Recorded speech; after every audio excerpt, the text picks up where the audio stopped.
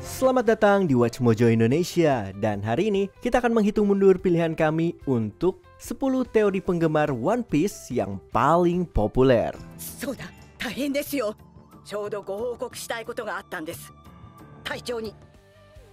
Nomor 10, Crocodile adalah ibu dari Luffy. Yang satu ini cukup aneh sih, tapi karena begitu populer kita perlu membahasnya. Saat bertemu Ivankov, Crocodile sempat diperas dengan sebuah rahasia yang hanya Iva ketahui tentang dirinya. Banyak yang percaya kalau Ivankov menggunakan kekuatan hormon pengubah gendernya untuk mengubah Lady Croc menjadi pria. Apalagi Crocodile kecil memang terlihat cukup androgini. Tapi ibu Luffy, bukankah Crocodile berulang kali mencoba membunuhnya? Namun jangan lupa, nama lengkap Dragon dan hubungan keluarganya dengan Luffy dulu juga merupakan rahasia besar, bahkan bagi orang yang dekat seperti Ivankov.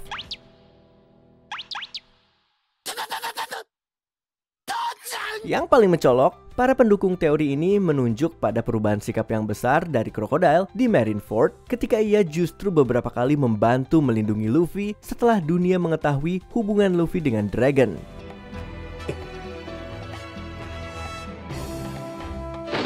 Gila, ya, tapi tidak sepenuhnya mustahil.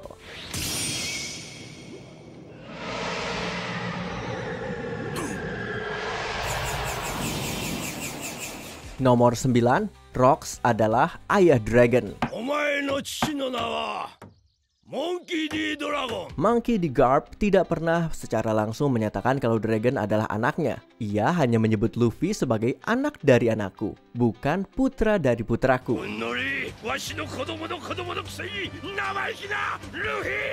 Tapi nama keluarga mereka sama. Betul, tapi dalam budaya Jepang bukanlah hal yang aneh jika seorang pria mengambil nama keluarga istrinya, terutama jika keluarganya lebih berstatus tinggi. Jadi mungkin Dragon bukanlah putra dari Garp. Lalu kenapa Rox di Sebex yang jadi kandidat ayahnya? Selain wajah yang dianggap mirip, keduanya juga disebut sebagai penjahat paling berbahaya di masanya. Ada juga kaitan dengan nama Rox yang diambil dari Rock the Brazilian.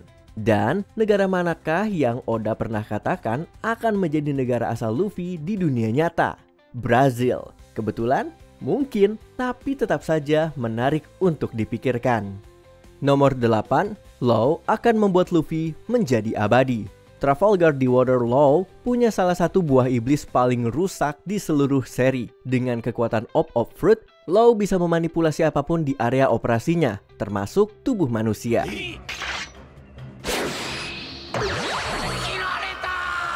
Tapi buah ini paling diincar karena satu kemampuan spesialnya, memberikan keabadian pada orang lain melalui operasi. Dengan syarat, nyawa pengguna menjadi taruhannya.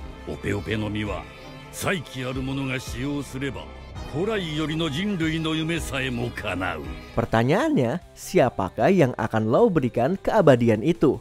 Rasanya mustahil jika Oda memperkenalkan kemampuan sehebat ini tanpa membuat Law menggunakannya. Dan jawaban yang paling sering muncul adalah Luffy. Meski Law sering terlihat dingin, jelas ia percaya pada Luffy. Jadi sangat memungkinkan jika Law mengorbankan nyawanya demi memastikan Luffy terus hidup untuk selamanya.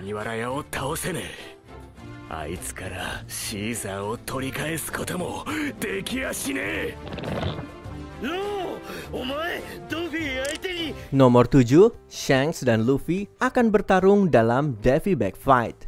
Kalau ada satu arc One Piece yang sering disangka filler, itu adalah Davy Bag Fight.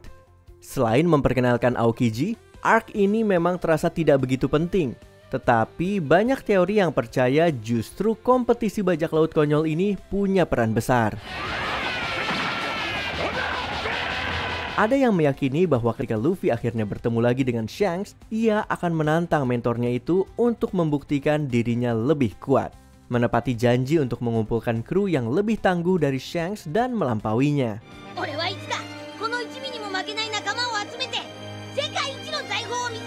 Memang mereka bisa saja langsung berduel, tetapi bukankah Davy Bag Fight akan lebih seru?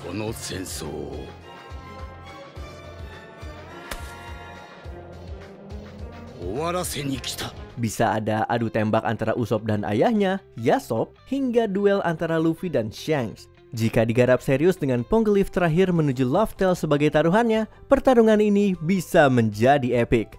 Nomor 6, Law adalah anggota Sword. Sword adalah fraksi misterius dalam Angkatan Laut. Tujuan utama mereka belum jelas, tetapi diketahui bahwa ada anggotanya yang menyamar menjadi bajak laut seperti X Drake.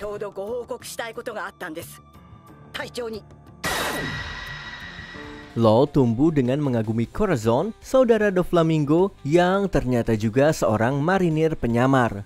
0, 1, 7, 4, 6 海軍本部ロシダンテ中佐. Law dan Drake juga punya beberapa keterkaitan lain, mulai dari keberadaan Drake di pulau tempat Corazon tewas, hingga Drake yang membebaskan Law di Wano.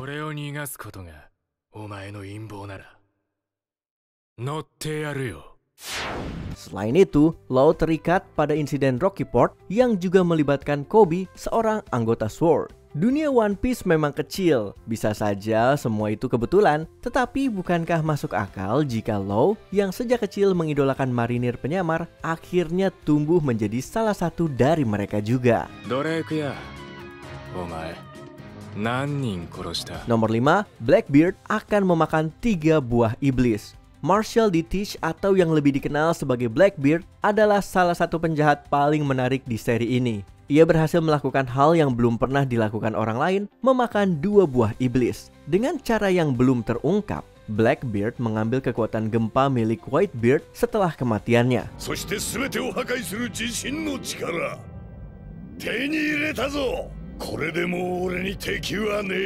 Kita hanya diberitahu bahwa tubuh Teach itu spesial. Ada beberapa yang percaya bahwa Blackbeard sudah memakan buah ketiga. Dilihat dari lambangnya yang bergambar 3 tengkorak. Bisa jadi tipe zone mitos, misalnya Cerberus yang punya 3 kepala atau Kraken yang punya 3 jantung. Dua-duanya pas dengan temanya, sementara yang lain percaya ia belum memakannya. Kalau ia benar ingin mengoleksi, Zone akan melengkapi 1 dari tiap jenis, dan tentu saja ia hanya mau yang terbaik. Kandidatnya banyak sekali. Nomor 4, tersembunyi di mata kiri. Teori yang satu ini cukup rumit, jadi kalau kamu mau penjelasan lebih detail, coba tonton video YouTuber Yuderon atau Ohara yang mempopulerkannya. Intinya begini, Love Tale dipercaya berada di mata kiri yang hilang dari tengkorak Pulau Jaya. Banyak karakter di One Piece yang punya tanda di mata kiri atau sisi wajah mereka seakan memberi petunjuk ke arah ini. Kalau mata kanannya terangkat ke langit, bagaimana kalau mata kirinya justru tenggelam ke dasar laut? Dan di manakah tempat yang ada lubang besar di lautan? Tepat di bawah Enies Lobby, pulau yang selalu cerah. Dengan Joy Boy yang juga punya keterkaitan dengan Dewa Matahari Nika, masuk akal kalau teori ini dikaitkan.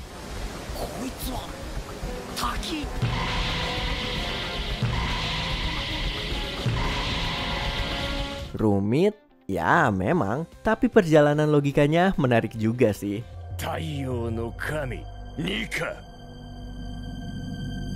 Nomor 3, Red Line akan dihancurkan.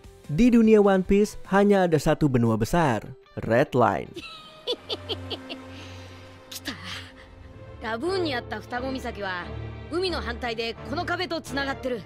Daratan merah raksasa ini membentang mengelilingi dunia, memisahkan samudra menjadi 4 lautan, sekaligus menjadi pusat kekuasaan Tenryubito yang tiran.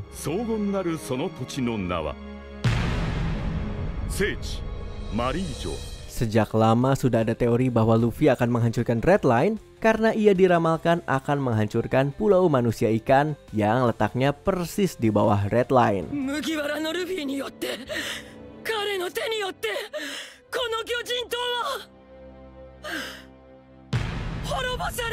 Kalau Red Line benar-benar runtuh, banyak impian kru topi jerami yang bisa terwujud, terutama Sanji karena tujuannya menemukan All Blue, samudera legendaris yang menggabungkan semua lautan.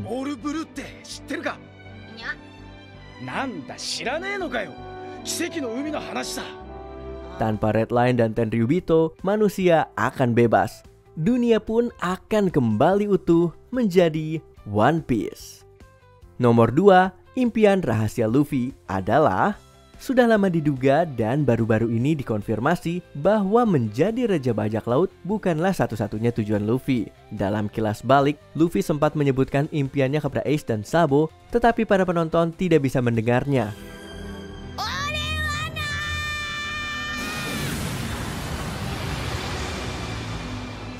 Ace juga pernah menceritakannya ke Yamato, dan di manga terbaru, Luffy juga sudah menyampaikan mimpinya ke kru yang langsung tertawa mendengarnya. Disebutkan bahwa Roger pun memiliki mimpi yang sama dan reaksi orang-orang saat mendengarnya pun mirip. East Blue ni Roger 船長と同じことを言うガキがいたんだ。船長のあの言葉。 Meski begitu, mimpinya belum pernah diungkap secara gamblang.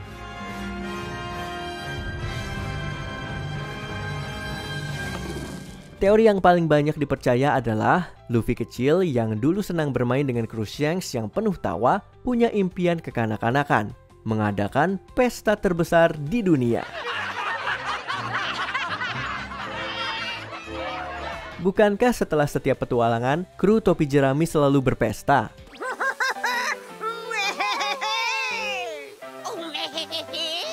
Dan Luffy sebagai Raja Bajak Laut yang membebaskan dunia bisa membuat pesta itu menjadi kenyataan. Sebelum kita lanjut, jangan lupa subscribe dan tekan tombol bel untuk mendapatkan notifikasi tentang video terbaru kami. Kamu bisa memilih untuk mendapatkan notifikasi secara berkala atau setiap kali kami mengupload video. Kalau kamu menggunakan handphone, pastikan untuk menyalakan notifikasi pada bagian pengaturan. Nomor 1, One Piece adalah Binks Sake.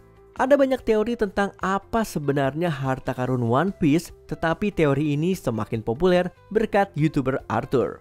Pada dasarnya seperti ini, istilah One Piece punya beberapa arti, termasuk sesuatu yang menyatukan orang-orang.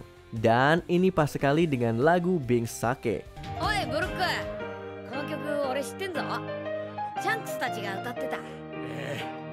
昔の海賊たちはみんなこれを歌ってました。 Lagu yang dipercaya menceritakan kisah kerajaan kuno melalui liriknya dan bahkan membuat padanan kata love tale dalam bahasa Jepang.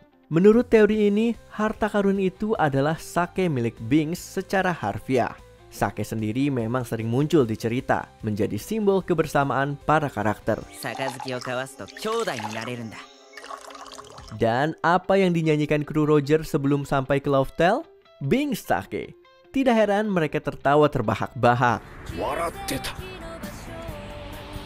俺たちもそうだ。 Lagi pula, menemukan sake sebanyak itu jelas akan mendukung pesta dunia yang diimpikan Luffy. Apakah kamu menikmati video ini? Cek juga video keren lainnya dari Watch Mojo Indonesia. Dan jangan lupa subscribe untuk mendapatkan notifikasi tentang video terbaru kami.